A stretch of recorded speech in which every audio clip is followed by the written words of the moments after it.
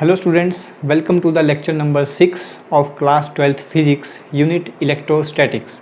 Today we are going to conduct a numerical session where we are going to take 5 or 6 basic numericals which can be asked in your board exams. So let us start the video.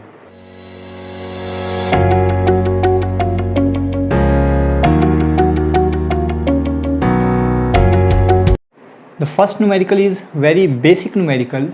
The question is find force between two small charged sphere having charge of 2 into 10 raised to power minus 7 coulomb and 3 into 10 raised to power minus 7 coulomb placed 30 centimetre apart in air. हमें निकालनी है force और force के लिए हमने अभी तक एक ही फार्मूला पढ़ा है, दैट इज़ कूलम्स लॉ में F equal to 1/4 pi epsilon naught Q1 Q2 upon R square. बस जिस चीज़ का आपको ध्यान रखना है वो है कि आप जितनी भी वैल्यूज़ यहाँ पर लेंगे वो सारी की सारी आपकी SI यूनिट्स में होनी चाहिए.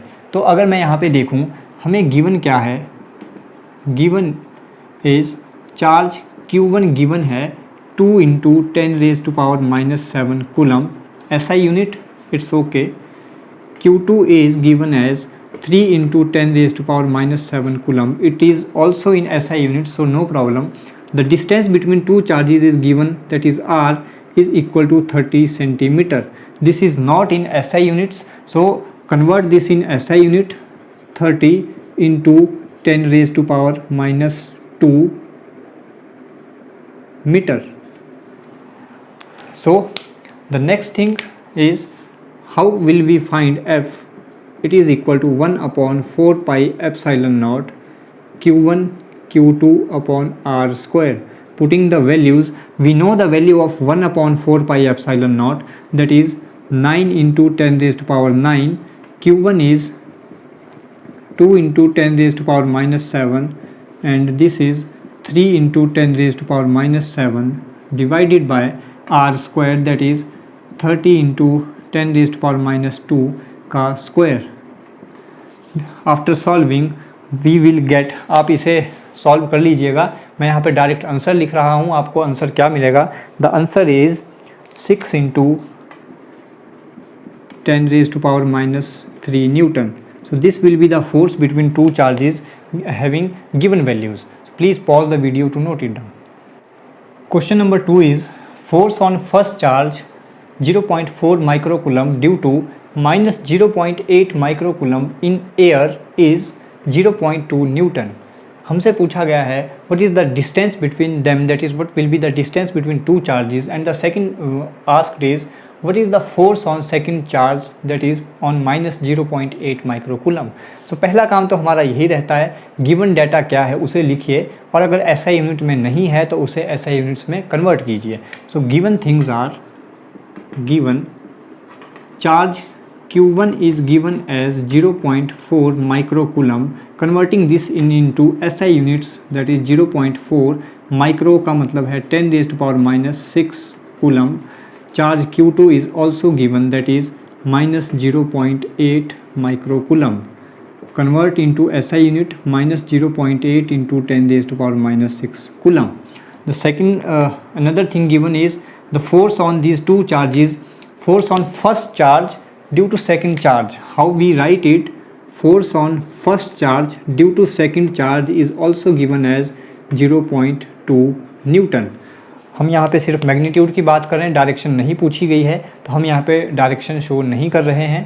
सो हमसे पूछा है जिस दोनों के बीच में डिस्टेंस कितनी होगी, तो हम जानते हैं that F12 will be equal to 1/4 pi epsilon naught Q1 Q2 upon R square.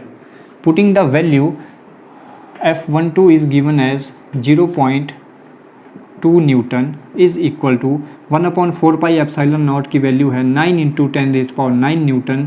Q1 is 0.4 into 10 raised to power minus 6 into Q2 is 0.8 into 10 raised to power minus 6 divided by R square. यहाँ पे 0.8 के साथ negative sign इसलिए consider नहीं किया है क्योंकि ये नेगेटिव साइन हमें सिर्फ डायरेक्शन देगा। जब हम मैग्नीट्यूड की बात करेंगे तो हम यहाँ पे नेगेटिव साइन कंसीडर नहीं करेंगे। After solving this we will get r is equal to 12 centimetre. आप सॉल्व करके देख लीजिएगा आंसर क्या आता है। कोई मिसमैच होगा तो आप प्लीज़ करेक्ट कर लीजिएगा। तो फर्स्ट आंसर हमारे पास आ चुका है, दोनों चार्जेस के बीच की डिस्टेंस है 12 सेंटीमीटर। सेकंड हमसे पूछा था what is the force on second charge. Second हमसे पूछा था, सेकंड पार्ट इज हमसे पूछा था force on second charge due to first charge. So हम जानते हैं, हमने कूलम लॉ में पढ़ा है जब हमने वेक्टर फॉर्म पढ़ी थी, F21 is equal to minus time F12। So F21 will be equal to minus 0.2 newton answer. Please pause the video to note it down.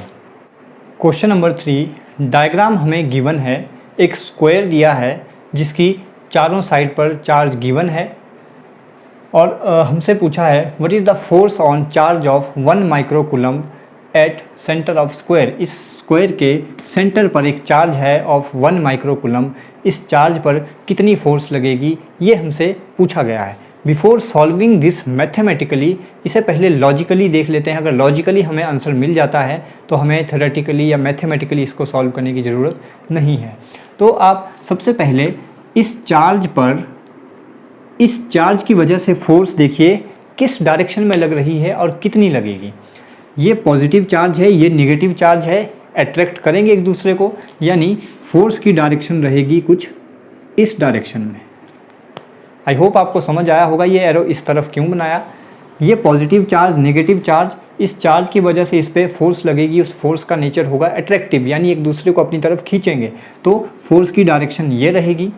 Since ये भी -5 माइक्रोकूलम है और ये भी -5 माइक्रोकूलम है, यानी मैग्नीट्यूड सेम है। डायरेक्शन चेक करते हैं, ये पॉजिटिव चार्ज, ये नेगेटिव चार्ज, फोर्स की डायरेक्शन क्या रहेगी इस डायरेक्शन में।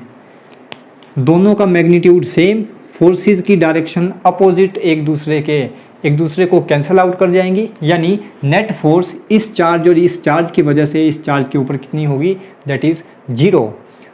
आप मैथमेटिकली भी चेक कर सकते हैं। अगर मैं इन दोनों के बीच में फोर्स लिखूं तो फोर्स क्या होगी, it will be equal to 1/4 pi epsilon naught Q1। Q1 is -5 microcoulomb and Q2 is 1 microcoulomb upon r का स्क्वायर। जितनी डिस्टेंस ये उतनी डिस्टेंस ये, और अगर इसकी वजह से मैं फोर्स की वैल्यू लिखूं तो इट विल ऑल्सो भी equal to 1/4 pi epsilon naught -5 microcoulomb 1 microcoulomb divided by r का स्क्वायर। और जब आप नेट फोर्स सम करेंगे दोनों फोर्सेस का तो इसकी डायरेक्शन इसके अपोजिट है, एक प्लस की होगी एक माइनस की, दोनों एक दूसरे को कैंसिल आउट कर जाएंगे। तो ये सब करने की ज़रूरत नहीं है, हमने यहीं से चेक कर लिया कि जो नेट फोर्स होगी वो 0 होगी। 0 कैसे होगी, इस फोर्स की डायरेक्शन ये, इस फोर्स की डायरेक्शन ये, मैग्नीट्यूड इक्वल है, दोनों एक दूसरे को कैंसिल आउट कर जाएंगे। इस फेस पर चेक करते हैं, इस डायगोनल में चेक करते हैं। इस चार्ज पर, इस चार्ज की वजह से फोर्स लगेगी, उसकी डायरेक्शन क्या होगी। सिंस दोनों पॉजिटिव चार्जेस हैं, रिपेल करेंगे तो फोर्स की डायरेक्शन कुछ ऐसी रहेगी। ये भी 2 माइक्रोकूलम, ये भी 2 माइक्रोकूलम, जितनी डिस्टेंस ये उतनी डिस्टेंस ये, यानी मैग्नीट्यूड तो इक्वल होगा। डायरेक्शन चेक कर लेते हैं, ये दोनों भी पॉजिटिव चार्जेस हैं, एक दूसरे को रिपेल करेंगे, डायरेक्शन एक दूसरे के अपोजिट। सो नेट फोर्स इस चार्ज पर इस सारे चार्जेस की वजह से कितनी होगी, दैट इज़ 0। तो answer will be 0। I hope आपको समझ आया होगा। Please pause the video to note it down. Question number 4 is what is the minimum electrostatic force between 2 charges placed at 1 metre apart. कोई 2 चार्जेस 1 मीटर डिस्टेंस पर रखे हैं, उन दोनों के बीच में मिनिमम इलेक्ट्रोस्टैटिक फोर्स कितनी हो सकती है, ये आपसे पूछा है।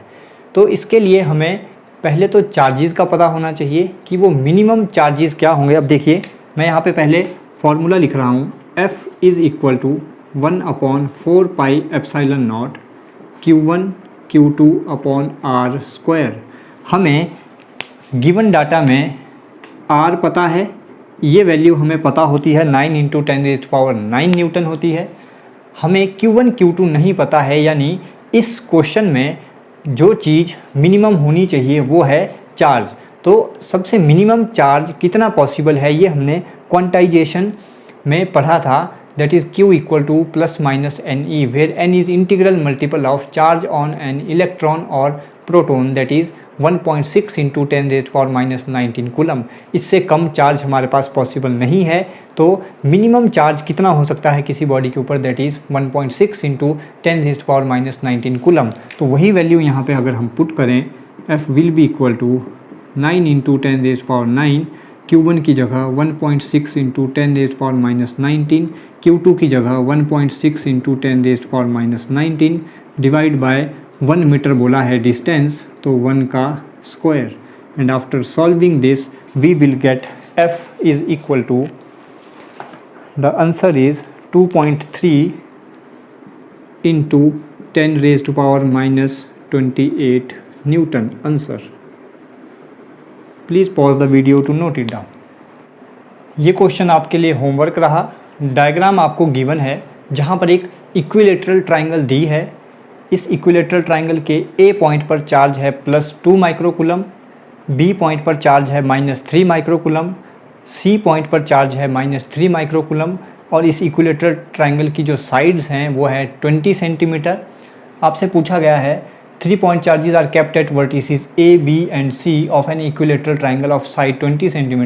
What should be the sign and magnitude of charge to be placed at point M at midpoint of side BC so that charge A remains in equilibrium? Charge A equilibrium में रहने का मतलब है कि इस चार्ज के ऊपर कोई भी नेट फोर्स ना लगे, नेट फोर्स 0 हो। तो ये जो हम चार्ज M पर रखेंगे इसका मैग्नीट्यूड और साइन क्या होना चाहिए, आप इसे खुद से ट्राई कीजिएगा।